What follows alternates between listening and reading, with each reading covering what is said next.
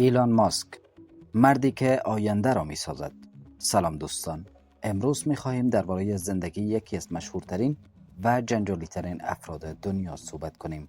شخصی که نامش با تکنولوژی، ثروت و آینده گره خورده است. ایلان ماسک، او مالک شرکت‌های بزرگی مانند تسلا و اسپیس اکس است و بسیاری او را یکی از تأثیرگذارترین انسان‌های قرن می‌دانند. اما زندگی او همیشه موفق و آسان نبوده است.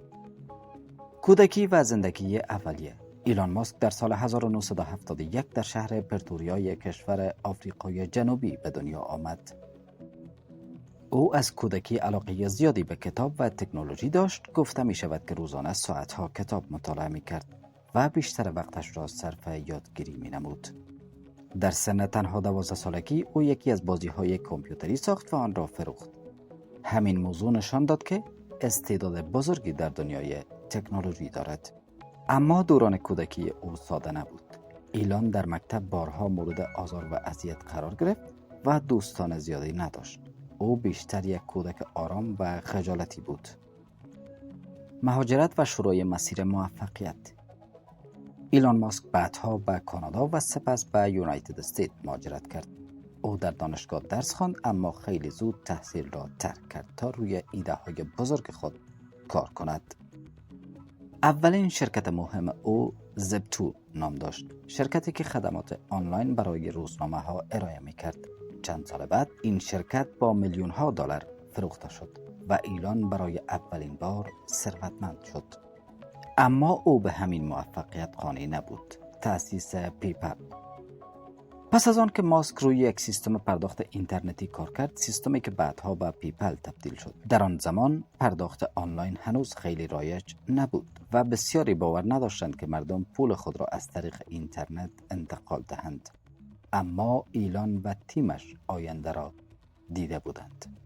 سرانجام شرکت پیپل با مبلغ بزرگی به ایبای فروخته شد و ایلان ماسک میلیون ها دلار به دست آورد.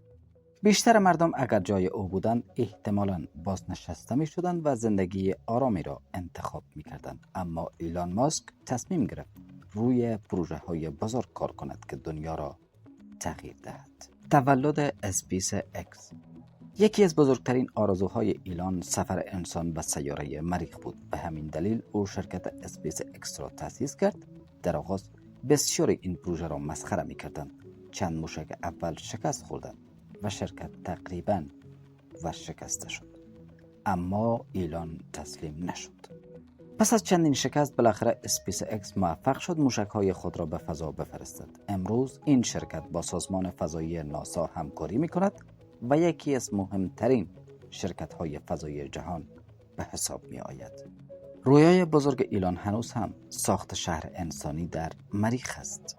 موفقیت تسلا. همزمان با پروژه های فضایی ایلان ماسک روی موتورهای برقی نیز کار می کرد. او به شرکت تسلا پیوست و آن را به یکی از معروفترین شرکت‌های موتورسازی جهان تبدیل کرد. در آن زمان بسیاری فکر می‌کردند موتورهای برقی هیچ آینده‌ای ندارند، اما امروز تقریباً تمام شرکت‌های بزرگ موتورسازی جهان در حال ساخت موتورهای برقی هستند. تسلا فقط یک شرکت موتورسازی نیست، بلکه نمادی از آینده و تکنولوژی محسوب می‌شود. شخصیت متفاوت ایلان ماسک. ایلان ماسک به رفتارهای عجیب و تصمیم‌های غیرمنتظره نیز مشهور است. او گاهی در شبکه‌های اجتماعی حرف‌هایی می‌زند که خبرساز می‌شوند. در سالهای اخیر او شرکت توییتر را خرید و نام آن را به اکس تغییر داد. این تصمیم واکنش‌های زیادی در جهان ایجاد کرد. برخی مردم او را نابغه می‌دانند و برخی دیگر از رفتارهایش انتقاد می‌کنند.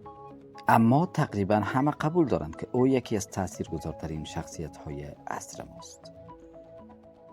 ثروت و سبک زندگی. ایلان ماسک بارها عنوان ثروتمندترین مرد جهان را به دست آورده است. ثروت او بیشتر از سهام شرکت‌هایش تشکیل شده است. با وجود ثروت عظیم او گفته که بیشتر تمرکزش روی ساخت آینده است، نه فقط جمع‌آوری پول. هدفهای اصلی ایلان ماسک: 1. سفر به مریخ، 2. انرژی پاک، 3. هوش مصنوعی و 4. اینترنت جهانی. دوستان عزیز، این بود موضوع معلوماتی که از چینل یوتیوب شاهدود میدیا خدمت شما تقدیم کردید. اگر از این ویدیو خوشتان آمد، لایک و سابسکرایب را فراموش نکنید و در کامنت ها بنویسید دوست دارید ویدیوی بعدی درباره کدام شخصیت یا کدام کشور باشد.